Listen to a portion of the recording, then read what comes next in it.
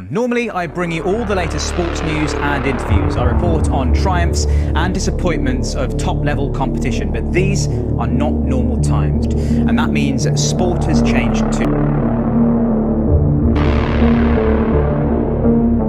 COVID-19 has affected the world drastically, both health and financially, and sport is no exception. COVID-19 is believed to originate in Wuhan, China, and is a respiratory virus. It is spread by human interaction. The virus has had a major impact upon the sporting calendar, starting off with qualifying events for the Olympics, such as the boxing in Wuhan being called off, then into more major events such as the Olympics having to be called off as well, with some leagues like the NBA and the Premier League having to suspend operations mid-season. Since then, a quarter of the world's population are now in lockdown, and a third of the world's population have been affected by coronavirus reducing measures, with one of the few major sports, the AFL, continuing with its lead. However, some events held by the PGA and the NBA were called off mid-competition, such as the Utah Jazz versus the Thunder. Actually on air when that happened, I actually called the last game, which was the Denver Nuggets versus the Dallas Mavericks. You know, Rudy Gobert tested positive. In the midst of all of that, seeing all of this unfold in a matter of minutes, in a matter of seconds. I cried because it's hard to reset a calendar and the clock like that when you've been preparing your whole life to be ready at this certain time. So to have that set back, it was just kind of crushing, but obviously with everything going on, there are bigger problems than the Olympics being postponed. But for us as athletes, that is hard to get our mind wrapped around. It's going to be huge, especially once we come out of this, once everything's back on the ground rolling. I think Japan's going to do a terrific job with it. I've never doubted that. And now they have a whole nother year to plan. So they're going to be dangerous with how good this setup's going to be, and it's going to be massive. I think the world will need that unity again.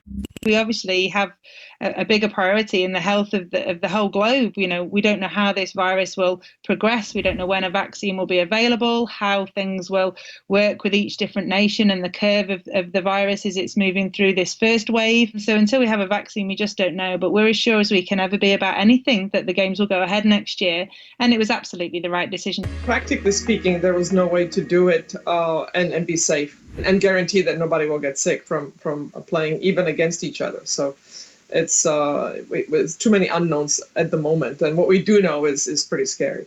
It's definitely the right decision. It adheres to all the guidelines, and it's about keeping people safe. So it's not surprising, but you know, there's also a part of me that, you know, hopes to play, wishes to play, looks forward to play. So in that side, you know, it's saddening, and it's just going to feel just quiet and I don't know, you get so much atmosphere with all the fans there, and especially being the home race. There's so many fans which have flags with my name on, or with Lewis or George. Yeah. To go there and not give them the opportunity, as it's such a good turnout every year, the amount of people that get to go, and now to have none is, I don't know, it's just going to be awkward and a bit weird, but sadly that's the way it has to go. It's obviously a massive change for us. Like normally we would be with 20 girls every single day of the week. We would be busy, we would be going into training, we would meet each other for coffees after. So I think like life has obviously changed for us as well. I think there's a lot of people that are in worse situations obviously as we are, so I try not to complain too much. But I definitely think like going back to football will be something that I probably appreciate more than ever before. From my point of view, and a lot of riders I've spoken to, I think the main thing is if the tour can go ahead, that's sort of like the pinnacle of the sport, and that's why sponsors come into the sport, it's because of that race. So it's just been frustrating having, no idea when we're going to be racing next. But as we all know, there's a lot bigger things. I think whatever decisions are made at the moment, I think everybody respects them. I think it's uncharted times and unprecedented times, and whatever the decisions that the boards make, I think are very difficult, and I think you can't do anything but respect them and move on and stay safe. Of course, there's worse things than not being able to watch sport with all the health problems that are happening and people suffering around the world because of this virus. Me being a huge Formula 1 fan, It's such a pity for me because I would love to be watching the races, obviously, now like everybody else around the world. Look, everybody's in the same boat. There are so many millions and millions of people lost their jobs, lost their income. Tennis is a luxury. This is going to be a team effort from all of us as South African. I think the whole world in general. This is the time, I think, for some of us is to stay at home and not leave our houses. You know, we've got a complete lockdown. Everybody has a role to play. Well, we are living in a unique situation. So I think all of us, we are trying to react to the situation that are coming on a daily basis and trying our best to overcome the situation. First of all, I would like to send a message to all the people that have lost, the ones that are suffering in hospitals, having difficult moments, that are sick. A massive gratitude for everybody that is involved, healthcare, people in hospitals, people with services, people trying to provide food, transportation, everything that is so relevant for us. Many sports stars have also utilised their platform in order to promote government messages. Former California Governor Arnold Schwarzenegger is urging Americans to stay home. See, the important thing is that you stay at home because there's a curfew now. Okay, no one is allowed out, especially someone that is like 72 years old. After you're 65, you're not allowed at the house anymore in California, so we stay home. We don't go out, we don't go to restaurants, we don't do anything like that anymore here. We just eat with whiskey and with Lulu, we have a good time, we get entertained. Look at that beautiful smile she has. Just like to say, I hope everybody's keeping well and staying safe and staying indoors and not going out spreading the virus. After listening to what the Prime Minister said, I've took it deadly serious, as should you. Let's fight this virus together as a nation, as a family, as a team, and do the best we can to help others not get the virus and stay indoors. Very, very important. Listen to Boris. Stay indoors. You know, I've had a person bring the gym over to me today. I've got a running machine here, weights, few free weights. I'm going to keep fit, and I'm going to post daily videos of myself training and working out. Keep you going, keep me going. Everybody knows without the gym, I'm finished. God bless, stay safe, stay indoors. I encourage everybody, please, to be responsible and stay at home as much as possible. That's all we can do from our position. We don't have the ability to help others in other circumstances. Please, at least stay at home and do what is required. You know, we have to try to help the NHS as much as possible, and we have to give the opportunity to the elder people who needs this more than anybody else to be able to get the treatment that required. So we have to slow the process down, the virus down, so please stay at home. And just put you in a little bit of a better mood. We're all in this together. We'll make it out. We'll be fine. Just enjoy your day, man. Have a good one. So, what is it like being an elite athlete and in quarantine? Every day still exercising, I'd say for 3 hours a day. It's funny because I think I'm doing more now than when I'm actually at training. When I'm at training, it's, you know, an hour and a half in the morning, I eat my lunch and I'm off home, whereas now I'm trying to do a little bit of football, but, you know, the garden's not really big enough. It's not the same as a big football pitch.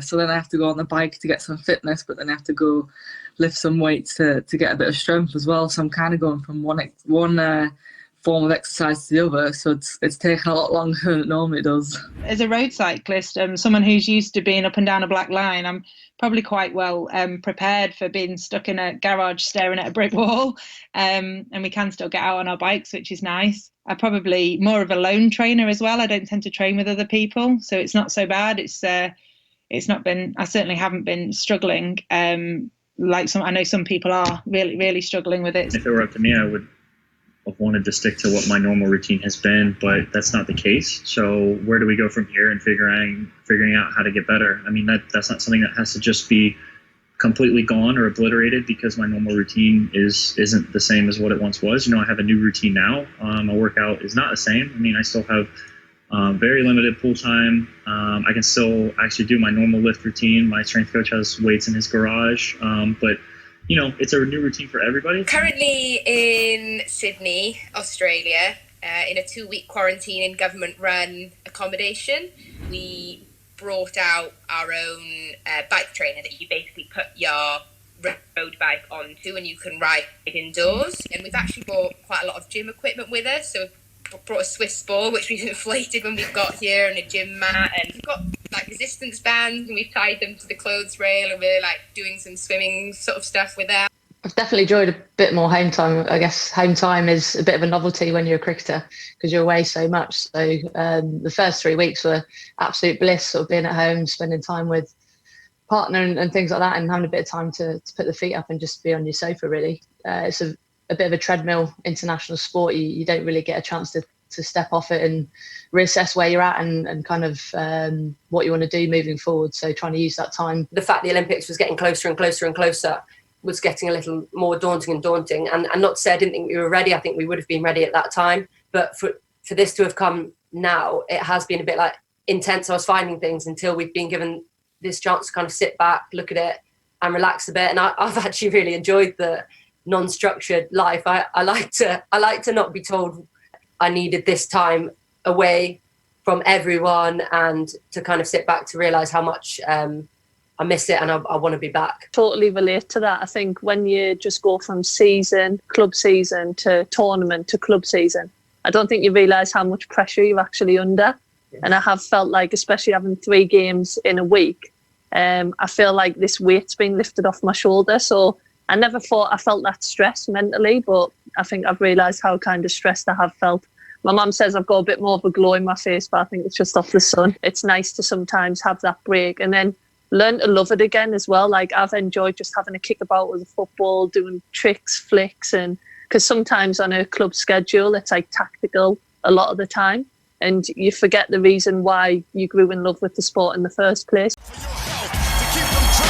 But what will happen to disciplines and sports that aren't necessarily in the mainstream or get media coverage, such as disability sport and women's sports?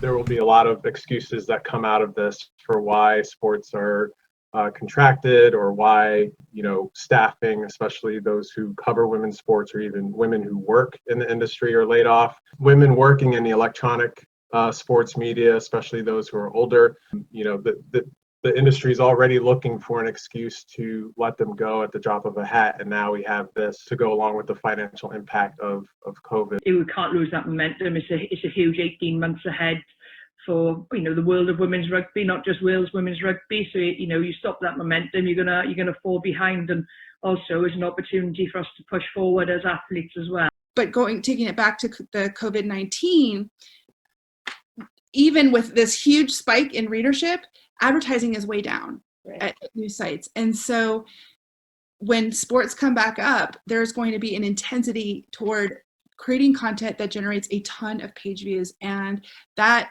type of advocating is going to have to be even more powerful, I think. We're going to need those advocates on the inside to push for that women's sports content. It just feels like every day we see more sites and more newspapers losing sports content. And one thing I keep thinking about is we were already worried about women's sports before all of this happened. Like they're constantly, historically, presently under-resourced, under-supported. So much of what happens around women's sports is you're supposed to feel grateful that you get anything at all ever. And if you ever criticize what you do get, then how ungrateful you are for the little bit that we're giving you. And I feel like that's going to be amplified a lot after this is over. More than enough opportunities to keep the momentum going. And there's so many different opportunities, I think, that are actually coming up from this situation as well. Like if you look at men's football, the Champions League is the biggest thing. Everyone wants to see it. Everyone wants to watch it. And that's something that the women's game needs to develop. And I think they've already made plans for that. And instead of maybe starting those plans in 2 or 3 years, I think it might be the right time to just start it right now. I think that everybody is heavily affected throughout the world, especially with our league. Owners across the board lose money in our league every year. So you throw this into it with no games being played. Even if we do return, is there going to be fans in the stadiums? Are there not going to be fans? There's a lot of things that are really unknown at this point. I hope that, the world of football in the women's game doesn't, hurt too badly from all this, but I do know that it's most likely going to be troublesome for some leagues and some teams, no doubt. Realities says that there's a lack of written contracts, and when there is a contract, it's short term. There's also a lack of health insurance. 3.6% of players, they don't get paid at all. This isn't even about COVID for us. This was a problem before, like this has been historically an issue we've been dealing with. And so yes, it's bad for the media, but it's also like the men in charge of all these federations and these organizations, and how I'm so worried about where they're going to put their attention and all the excuses that they'll have not to give money and time and spotlights to women after this. After the World Cup, I remember saying many, many times, don't drop the ball now. The momentum is going. This is going somewhere. The women's game will now, or very, very soon, be able to stand on its own 2 feet because of the backing it's got, because how professional the women were and how good the tournament was. And I couldn't see anything stopping it other than unprofessionalism. But then I couldn't see what was going to hit the world in this coronavirus. It's harsh business conditions out there, and that's for all businesses. And the worry is, I think you're absolutely right, the worry is now that lots of football clubs will, some of them, men's, women's, you name it, will be going to the wall, and they will have to go back to basics. And I have this horrible fear that back to basics, the first thing they'll start looking at is their women's teams, when the big professional clubs. And I'm concerned there as well, and I just hope football clubs at the top level, the ones that will help drive this on, stick to the women's game. It's really important, and it is the future. It's a massive part of the future. And to throw away all the gains that have been made over the last few years just because, you save a few quid in the meantime, I think that would be very, very short-termist. But one major sector that will be hit the hardest is the charity sector, that relies on a lot of funding and support from sport itself. This is because sport helps to sponsor most of the activities that charities do. As a result of the COVID-19, charities are set to lose £6.6 billion. This is because people aren't necessarily spending money. The events that would have taken place are now no longer taking place. However, many people are funding COVID-19 related efforts. It's quite tough this moment. I don't think I've ever seen anything like this in South Africa. Our young foundation hasn't even launched yet, and we had to jump on and help as much as we could. So we're targeting the frontline people, which is obviously the medical team that we trying to help as much as we can. Got some sanitizer for the public hospital. We've supplied 3 public hospitals at the moment, and there are a lot of other NGOs who are helping as much as they could. I think food is a big problem at the moment in South Africa. That's why most of the people, they have to leave their house to look for something to eat. So we are pushing hard on fighting the hunger and making sure people get meals. There's a lot of kids who go to school just to get one meal. So we want to try and provide for that and make sure that we all help as much as we can. I think as a captain of my football club, Bournemouth, obviously, but I can't sit here and take a whole lot of credit for it. It was certainly Jordan who came up with the initiative, the idea, and then he pitched it to the rest of the captains in the Premier League. And it's one thing, one football club donating somewhere, whether that's local or to the NHS, which is great, but I think it shows so much support within the football community, and not just in the Premier League as well, just to show that we are united as one, really, despite what's going on in the Football League, rivalries aside, everything like that, because at the moment we don't know when that will get back up and running. In the meantime, this is a great chance, a great opportunity for the players to show how much the NHS means to us, all the charities, local charities, hospices, everything that they're doing at the moment to fight this pandemic, this coronavirus. So my wife Louise, her auntie, is the head of paediatrics at the Royal Brompton Hospital. As the COVID outbreak started, we were just speaking to her and been in touch with her about what people could do to help the hospital, and we just felt like we needed to help. Thought about we could auction my World Cup shirt, and that would be another way we could raise money for the hospital. For £62,000, an ECMO machine, which will help patients who are going to be the most critically ill, will be able to purchase. So with the shirt up at 66,000, which is beyond my wildest dreams, it's going to be able to purchase one of those machines. Incredibly special shirt to me, will add even more meaning to the World Cup final and to that shirt. I'm in my garage in Cardiff on a turbo trainer. I come up with the idea maybe more or less 10 days, 2 weeks ago now. I wanted to do something myself, and I thought raising a bit of money for the NHS would be a good way to do it, and came up with the idea of mirroring an NHS worker's shift pattern. It's basically doing 3 back-to-back 12-hour shifts on the turbo here in my garage in Cardiff. And I'm not going to lie, when I woke up at 5:30 this morning, I was thinking, what have I got myself into here? It's starting to ache because you're not really sort of moving a lot, you're just stuck in this one position. I think tomorrow and then the day after are going to be worse, obviously, but it's just great to see the donations coming in, and it's all going to a very worthy cause, which keeps the morale high. Many sports stars are also medical professionals, like Sombrek, who are on the front line fighting COVID-19. Good morning, everyone. It's Dr. Myron Roll, 5:45 a.m. Tuesday morning. Walking into Mass General Hospital. Several buses here to help us in workers to fight the effort against COVID-19. I normally work part-time so I can train and compete to a high level, and just at the minute obviously there's not a lot to train for. Everything's on hold, so I'm doing a few extra shifts on the coronavirus wards through this pandemic, but I've still been managing to fit in the miles, so I run to and from work most days, which has been really positive for me. I find running really therapeutic, just a bit of headspace and a bit of calm amongst the chaos. So I'll be helping out within the medical team on a general medicine ward. I only was on the phone to them Wednesday last week begging for a job.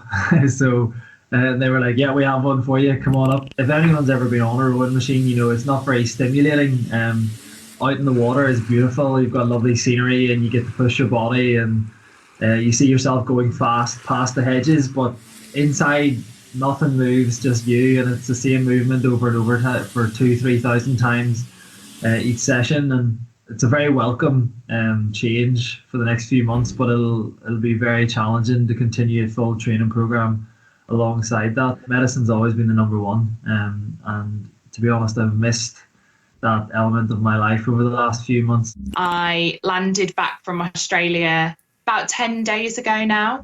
Something that I thought about a couple of days before I actually found out that our league was being suspended, and I felt that I wanted to be A, closer to my family, but B, working and helping in any way that I could here with the NHS. So when our league was postponed, to me it was a really easy decision. From Monday I started back at the hospital that I was working in before I left for Australia. It is overwhelming because it's so new, I think. And for me, I was nervous going back into it all, just not knowing what to expect. It's not something that I've read in a medical textbook, and it's not something that I've encountered before. And it's also new, and there's so much hype and media around it all that it's difficult to put that all to one side and just go to work. The numbers are staggering. Our neurosurgical floor has been transformed into a floor just full of COVID-19 patients. It is hectic, that's for sure. I've heard so many stories about NHS workers. It's not just them going into hospital, putting their own health at risk, but also, they're having to self-isolate themselves. So they're going home to an empty house, their loved ones, their children, their partners are having to move out. It's a massive commitment by them, and it really struck a chord with me, and it's kind of like, well, we have such a privileged life really to be able to just get paid to compete in sport. It's only going to, make a small difference, but wanted to try to do something at least. I've already had a lot to do with the coronavirus, so I actually transported a patient with confirmed coronavirus a few weeks ago. It was one of the first cases in Australia. Hi everyone, you may know me from hockey, the Olympics, and this uniform, but you may not know that I also wear this one as a doctor in training in my final year of med school. Now you definitely don't want to be seeing me in the hospital, so practice social distancing and stay at home. Like the general public, many athletes have also caught COVID-19, even though many of them are in the lowest percentile of catching and being hospitalised by the disease. The disease hospitalised around about 17% of those who catch it from ages under 30, with 2% being hospitalised so badly they have to go to an ICU. Yet again, we don't know the full figures. This does not take into account underlying health issues, which raises your risk. And of course, our thoughts and feelings go to those who have died from the virus. It's true, I started having some symptoms when we got the phone call from the club to let us know that we might be exposed to the virus because the owner of Olympiacos, and on that moment, I don't know, I felt something within me that I had it. Myself, I had it at home, you know, and then you realize, wow, everybody can be exposed here. This is very serious, you know, and you start to think about the people that you've been in contact with and the other people that can be related to us. And that's when a little bit of fear comes. In terms of symptoms, it was a normal virus for me. I had 3 or 4 a little bit difficult days, a little bit of temperature, some dry cough, and some discomfort in my chest, and that was it. I was so tired that if I tried to get out of bed from Saturday the 14th through Tuesday, March 17th, St. Patrick's Day, I kid you not, I could not be out of bed for 5 minutes without needing to go back to bed and lay down. And it was that Tuesday, St. Patrick's Day, I was thinking, boy, I don't have any of the normal symptoms, but I thought to myself, it seems to me I should probably get tested. Getting a little better every single day, thanks to the healthcare people of Utah and Oklahoma City. I wish I would have took this thing more seriously. Stay in isolation. And just be able to just keep to myself. You know, I have no symptoms, which is a unique situation. The first is obviously the virus. The second is the economy. The third is, in my opinion, unbelievably significant, but not talked about quite as often, and that's the mental health aspects. And so clearly we are seeing a rise of depression, anxiety, strained relationships, drug abuse, and it is far more significant than people realize. There's a lot of anxiety going around at the minute in the world, so I think we're all just trying to keep our heads down and keep going. In terms of mental health and physical health and sense of pride and well-being, and those messages have clearly resonated. I'm delighted they have, and will definitely continue to do that work. Just don't let that pressure get to you. And I suppose as well, being motivated in sport is part of all this, because it's something that's going to be consistent, it's something you can do, and it's something that's going to keep your mental health good as well. It's a very difficult time for everyone, and the advice out there is just to keep active. So an important part of being an athlete is training. And many athletes need to train, especially as there is so much uncertainty in when their leagues will restart or will start at all. However, they do not necessarily have the facilities at this present moment in time. So innovative ways of training has been seen widely throughout the internet.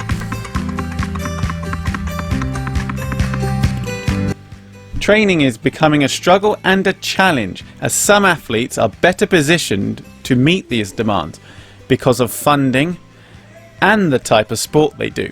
However, there is still a lot of uncertainty. The COVID-19 quarantines have hampered periodization, and being able to periodize your training is becoming harder because of the uncertainty in which the athletes will restart their seasons. The quarantine and lockdowns have meant that many athletes have moved back to a general fitness phase rather than a skill-based phase, preparing them for the season or during the season. Welcome to my flat. If you would like to step into my gymnasium, as you can see, it is virtually a small empty room. On the BMX, I can do like some tricks on the flat ground without ramps in my car park. And there's also this funny thing you can do where you lie on your back and you can replicate some of the tricks. Quite a change to be stuck indoors. I'm not used to being indoors. Yeah, it's been embarrassing actually after us actually showing everyone what we did have in the garage. We should have cleaned it before, but we've took it all out. We've just tried to get as much space as we can so we can put down as many mats as we can. Maybe it's a few months we'll stay here, but hopefully it's not too long. As an athlete who likes face-to-face interaction with my coach and support staff, this has been challenging. The biggest change currently, though, is the government implementation of the lockdown and only being able to get out once a day to exercise, making it hard to get in all the training necessary. As all competitions for the foreseeable future are now postponed, training has returned to a base block where we will aim to develop base fitness, which can be added to once we can plan in races, hopefully after the summer. I think it's really important to keep a routine. I would say this is key to kind of stay motivated. If you can stick to a routine where you would get up at the same time you normally do, and stay as close as possible to your current training schedule, this can really help you remain motivated and positive. This is throwing a spanner in the works for, I think, most sportsmen around the world, and we're sort of no different really as triathletes. Obviously, having free sports makes it even trickier. Having free things to get ready for, and we haven't got the facilities now for possibly the next couple of months. So yeah, it's really impacted our sort of preparations. We've sort of had to personally, I've had to sort of take a step back and really just start to think about almost like a pre-season build now, because the races really, there aren't any planned for maybe 2-3 months. So it would be a bit stupid to sort of carry on your the high intensity training when you don't know when you're going to be racing next. Okay, jetzt Peter fängt an. Okay, wir starten aber zusammen. Ja, rechtes Bein geht rüber. Okay, 20 Sekunden. Richtig Tempo machen, 20 Sekunden Gas geben. With the lack of competition, some sports are utilising remote virtual competitions, from pole vault to darts. However, these are not legal sanctioned events. It's going to be strange playing in a tour or a competition in front of my own bedroom. It's going to be a bit awkward, but it is what it is. As I say, hopefully when I get into the games I'll feel more relaxed. So the setup is I'm going to have a tripod with my phone beaming onto the dartboard here. There's going to be 32 nights darts, so it's going to be a lot of darts. 4 players per night. They're going to play a round robin system. I think in the group winners, the one that comes out on top will go through to the next round, to the last 32. I do believe there's going to be a split screen. There's going to be my dartboard, the opponent's dartboard, and Dan Dawson in the middle. He's going to be commentating. Everybody's going to see the dartboard, everybody's going to see every dart going in. I'll record my own score, and Dan, I believe, will just deduct the scores through Darts Connect. Well, I don't think it's a problem at all. Mainly because when you think about all the televised tournaments that we watch, whether it's the World Championships, whether it's Premier League, whether it's World Match Play, Grand Prix, whatever, for every one of those major tournaments, there's a whole surfeit of tournaments that take place, which are known as floor tournaments for those that aren't familiar. And these are the ranking tournaments where players build up points, and these are played on the floor with no audience. So the players themselves are used to playing with literally no atmosphere around them other than a scorer calling what they're scoring. So for the players, this won't be too much of a departure, other than if any of them have a slight problem with setting up Zoom or Skype or whatever. Obviously, it's different from our perspective as an audience, watching it without the noise that. But I think, we're all realising just how much we have to see past that in so many regards in order to see what we want to see, which is some competitive action. Athletes also need stimulus, whether that's through webinars, education, or in some cases, challenges or hobbies.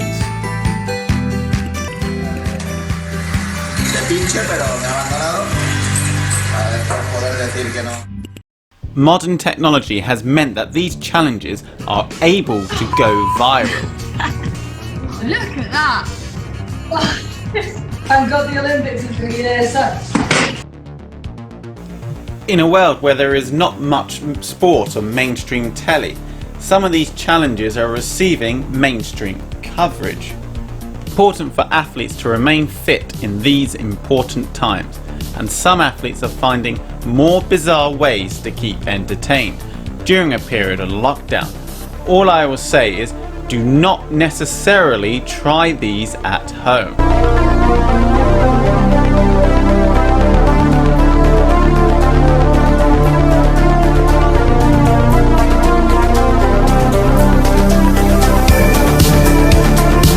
Just something fun I saw and I decided to do. And it was a lot harder than I thought, and I was wearing like really, really tight pants, but it was actually a hit, so I'm happy like everybody enjoyed it. It took a couple times, but I feel like we're all at home and we're all doing this together, so anything that can bring us all together as a community and around the world is kind of nice. With athletes' competitive juices flowing and not being able to do much in the way of competition, esports has seen a rise. For instance, an example would be the Premier League and La Liga EA Sports endorsed football player FIFA tournament, and one for the bookies was the virtual Grand National. Oh, damn you, number 3, why did you have to fall over? He's down, he's crashed out of the second last. I feel like the biggest challenge for me about being isolated is like being stuck at home with my own thoughts all day, because before I would be in the gym, I would be training and have that distraction, but just being here, it's just like your thoughts are so loud and you're trying to answer a lot of the unknown questions. What will life be like after this? When will we get back to the gym? How will the Olympics play out with this pandemic? There's a lot of unanswered questions that us as athletes and people around the world need to know, but it's going to take some time before we all get back to like normal life. Staying engaged mentally, because in 3 months I was ready to clock out and be done. And I had that set for 4 years. So how do you go from 4 years to one day being told, hey, sorry, another year? It's hard to reset that clock. But all of us as athletes have to do it. So we're not alone. I think my motivation is proving to myself that I can go another year, I can do it again, and I can hopefully be better than I was in Rio. I was a rookie then, I'm a veteran, so I know exactly what to expect. So in a way, your second time is almost scarier because you have a lot of expectations to try to uphold. Pretty strange time we are living in. I am in Budapest. I'm home, and thankfully as for my family and myself, we are healthy and safe. But I know it's a crazy time for the world right now. Well, everyone knows me for Disney quotes specifically, and I do love a Disney quote. And one of my favourite Disney quotes is from Mulan, which I'm using at the moment. And it's, no matter how the wind howls, the mountain cannot bow to it. And I suppose that's kind of just like this scenario right now. No matter how hard it gets, you just have to keep going. You have to stay motivated. Coronavirus has had a major impact upon the sporting sector. The subsequent quarantine threatens to put sports teams and even leagues out of business. In the modern sporting landscape, the teams get most of their money from television deals and match days itself. Therefore, providing that the season is able to be completed, the teams are able to make their money regardless of their overall expenditure. In soccer, it's often generally seen that the more you spend, the more you're able to compete. However, as shown with Bury FC and Bolton Wanderers, this only matters if you are not in a crowded market. It is believed by some that the counter COVID-19 measures will in fact accelerate the demise of many clubs. Their estimates it'll lose £4 billion in income as a result of the pandemic,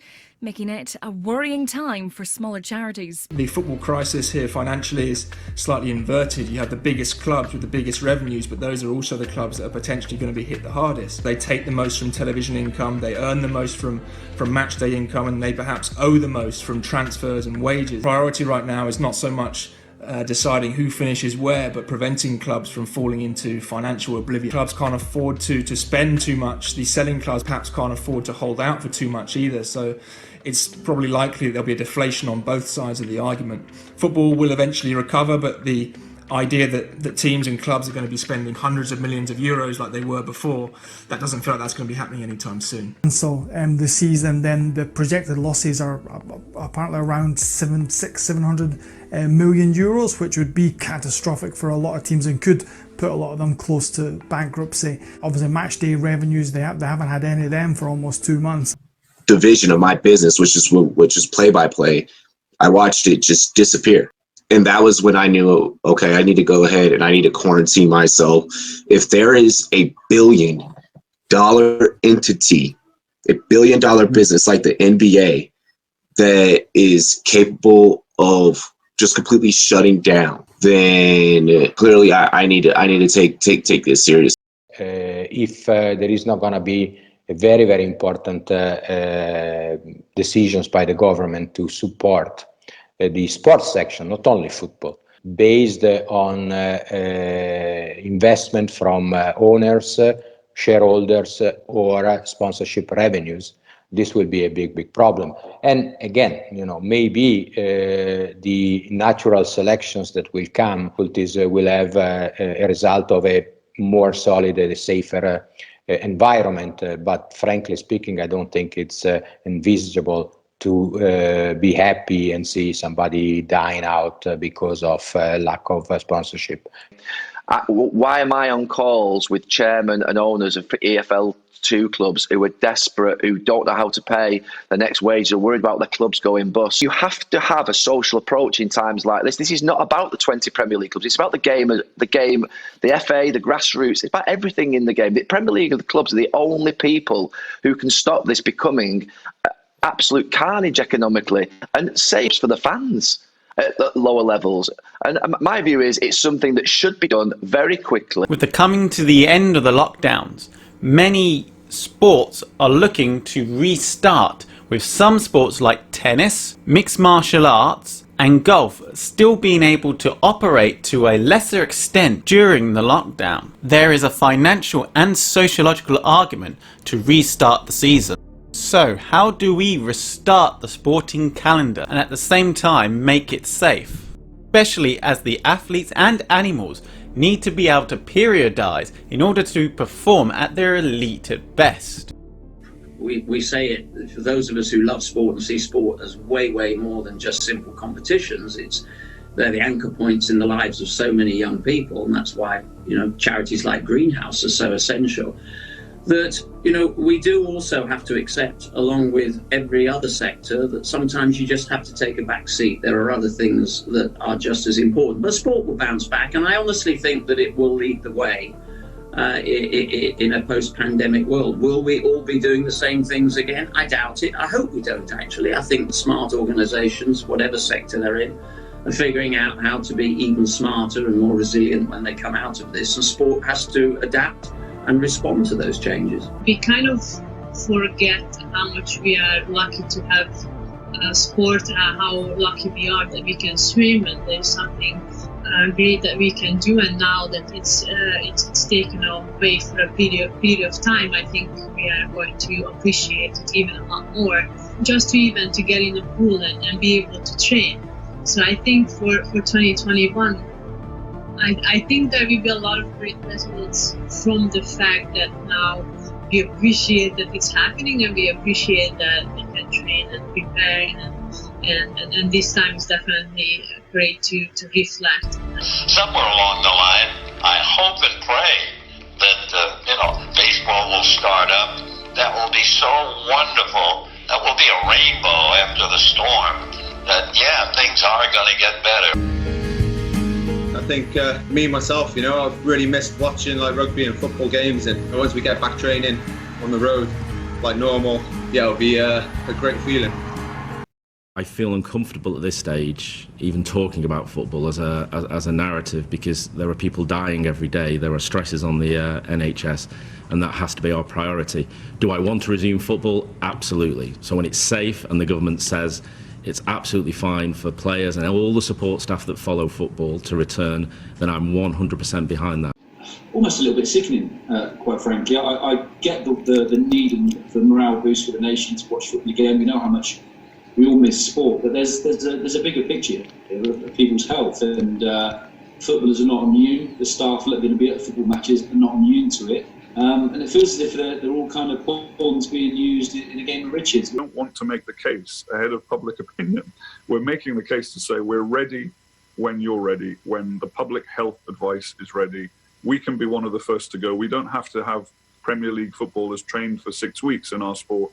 Our equine and human athletes are ready to go, within a week. You can't separate out the sporting aspect of this from what we as a society are going through, and sadly death rates and transmission rates are way away from potentially football resuming as we know it. The path to that looks fiendishly complicated. I just don't get it. I think this decision should be written off now. money's not important. I think dipping back in too early is going to do everything that we don't want to do in terms of put the NHS back under pressure. Well, me as a footballer, it obviously only excites me. It's something that probably every single footballer can't wait for it to happen again. Like, we all want to play games again. We all want to be out and train again. But it needs to be the right moment for us to actually return back to training, to not put ourselves or anyone else that we love at risk. And that's obviously like the worrying part right now about returning back to football too soon. As much as I would like to start playing football again tomorrow, as I said, like, I definitely think we need to be doing the right thing for the country and for the whole society, and not just for us footballers. Play the games, potentially risk contracting the virus, and then taking it home to your family members in terms of wife, children. I think that's when it gets kind of a more worrying verdict for a player. I don't think the decision is as easy to take once you know you could be infecting loved ones. I've got two young kids at home and my wife. My eldest is 3, my youngest is 7 months. So they've been tough work in lockdown. We've got a mortgage, we've cars to pay for, we've the bills that everybody needs to pay. So when you've any kind of financial concerns, which has been brought on heavily by this coronavirus, it brings them to the forefront, and it's the not knowing when this is going to end, or when you're going to get an answer to when the season's going to come back, or if the season's going to come back, or when a new contract is going to be in place, if a new contract is going to be in place. It's the waiting that's the most difficult part. If we to be locked up in a hotel for 6 weeks or 8 weeks, or if we to wear masks during training, that would suggest to me that it's not safe to play yet. Although it's nice to think that sport will have its moment and have its day back when people can all come back together, either to compete or participate or just to watch and have that unity together. I think we're still talking it'll be a while yet, and I think it's just being ready for that moment, because it's so important in so many people's lives. I think it will be a huge sort of message to everyone when we can go back and do that again. But I think we have to be cautious as well, because there's too many doubts ahead of us before we're confident we can go ahead.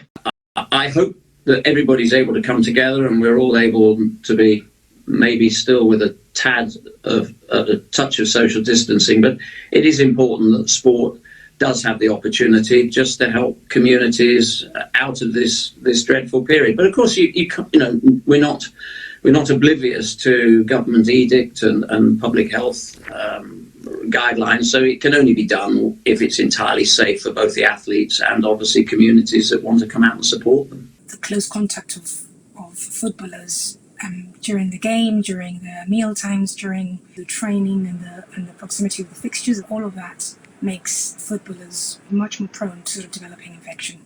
It only takes one case for this to blow up. The chance that you might start to transmit a little bit of the virus before the test is able to detect it. We just have to be really concerned if you have a group of people that are traveling and then mingling with other groups that are also traveling throughout the country.